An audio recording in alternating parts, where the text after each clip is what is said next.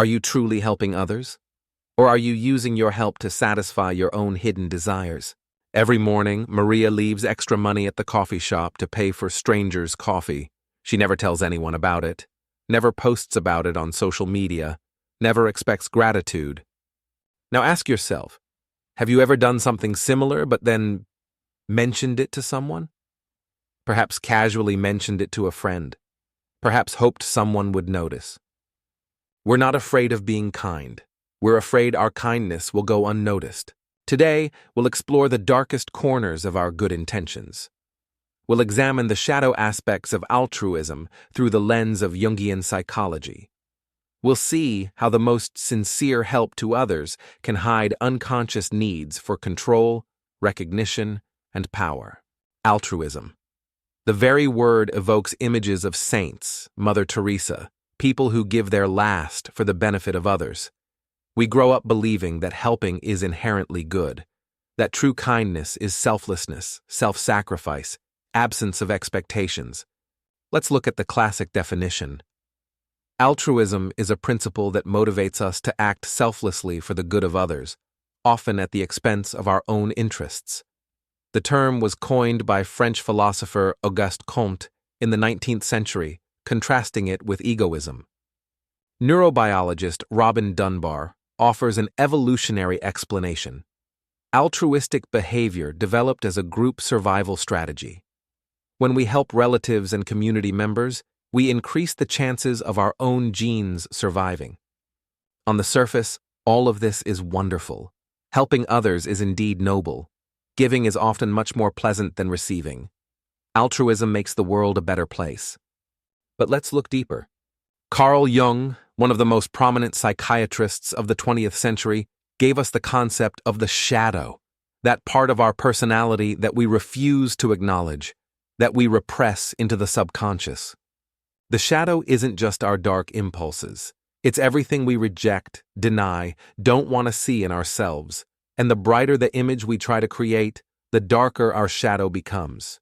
Imagine a common situation. Your colleague constantly offers help to everyone in the office. He's the first to pick up extra tasks, always ready to stay after work, even skips lunch breaks to help others. Everyone admires him. Everyone thanks him. Now imagine that one day the team decided to do something without him. Perhaps someone else offered their help. And suddenly this colleague feels irritated, offended. Maybe he even starts sabotaging the process. I just wanted to help, he'll say. But is it really just about helping? Here we come to the first shadow aspect of altruism, the hidden need for control. Psychoanalyst Donald Winnicott described a phenomenon he called the false self, a mask we create to meet the expectations of others. For many people, altruism becomes such a mask, behind which hides the need to control. Have you noticed how some parents literally suffocate their children with care? They control every step, every decision, every choice. I just want what's best for you, they say, and often they sincerely believe it. But why then is it so hard to let go of control? Why is it so difficult to allow a child to make their own choice, even if that choice might lead to a mistake? Or perhaps you know someone who always gives advice, even when not asked, who always knows how to better solve your problem. I just want to help, they say. But is it really about helping you, or about satisfying their own need to be an expert, a knower, a person who has all the answers? Jung argued that our darkest motives often hide behind our noblest intentions, and control through helping is one of the most common patterns. How does this manifest in everyday life?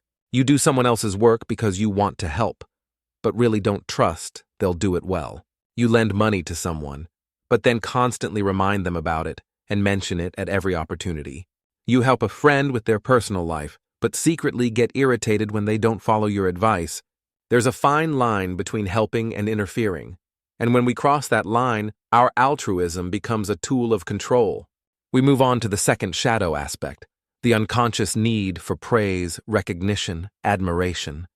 Psychoanalyst Heinz Kohut developed the concept of narcissism as a natural part of personality development. According to his theory, we all needed mirroring in childhood. recognition, and admiration from parents and those around us. But what happens when this need wasn't properly met? We continue to seek its satisfaction in adulthood, often through altruistic acts. Think about what happens when you do something good but no one notices, when you spend hours cooking dinner and your family just quickly eats it without expressing admiration, when you constantly support a friend in a difficult situation but they never thank you for it. Resentment arises, disappointment, sometimes even anger. But if our good deeds are truly selfless, why do we need recognition so much? Jung noted that true altruism doesn't need external approval. When we truly act from love and care, the process itself brings satisfaction.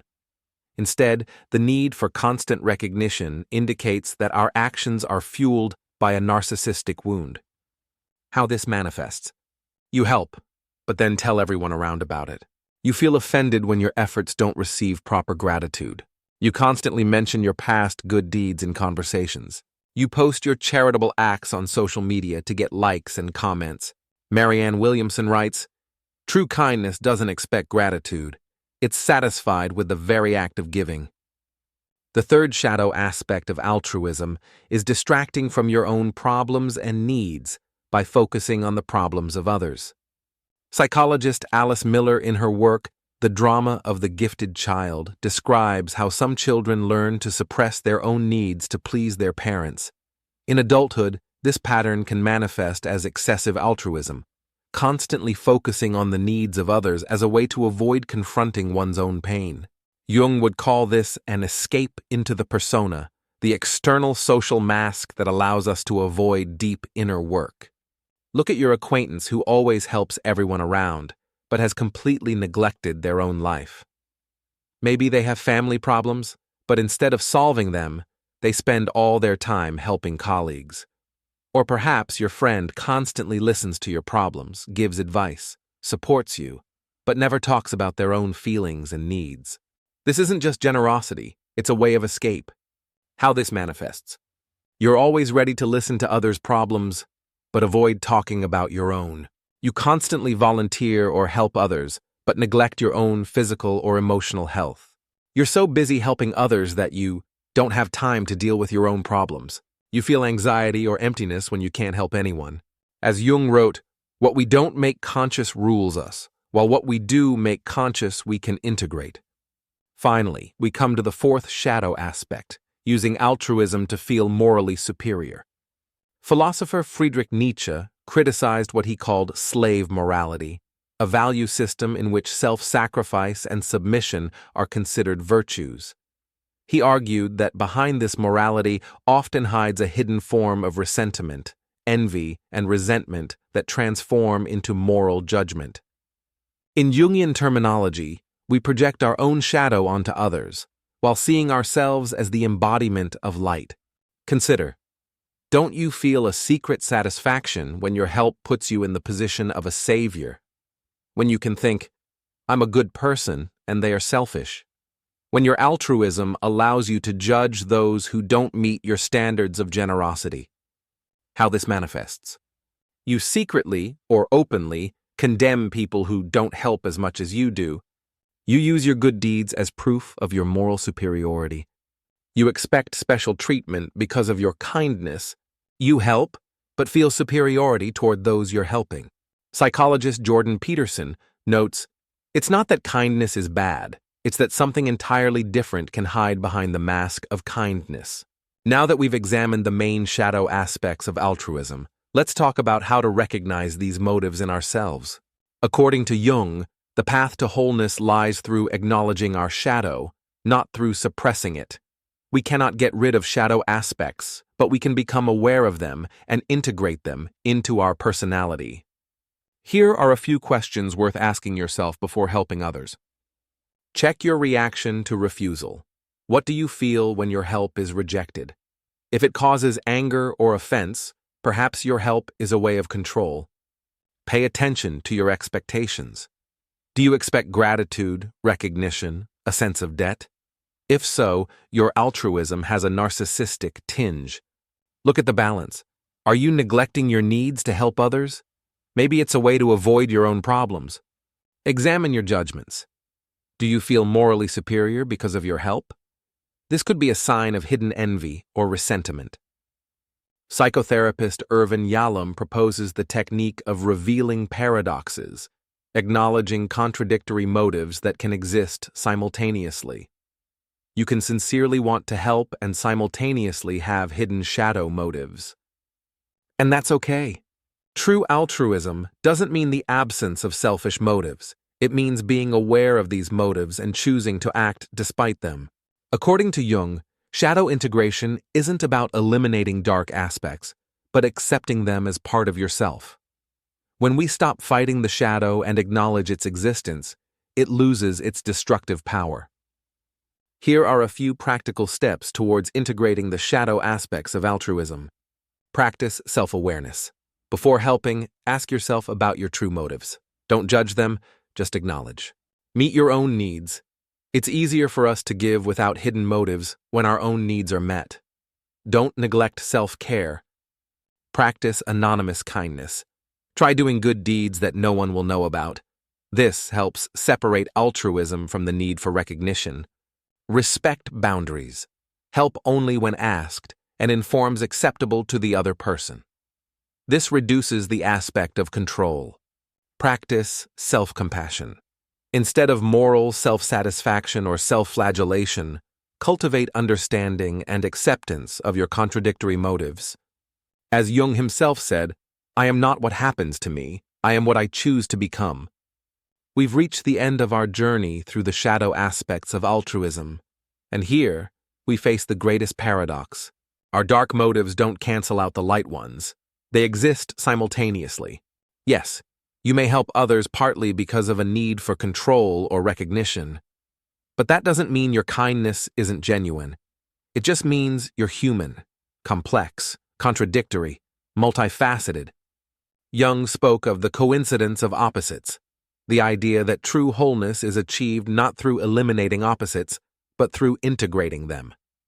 True altruism arises not from the absence of selfishness, but from its awareness and transformation. When we acknowledge our shadow motives, we can choose to act from love, even when part of us is driven by less noble impulses. And perhaps therein lies the true wisdom, in the ability to see our darkness and still choose light. The next time you feel the desire to help someone, pause for a moment.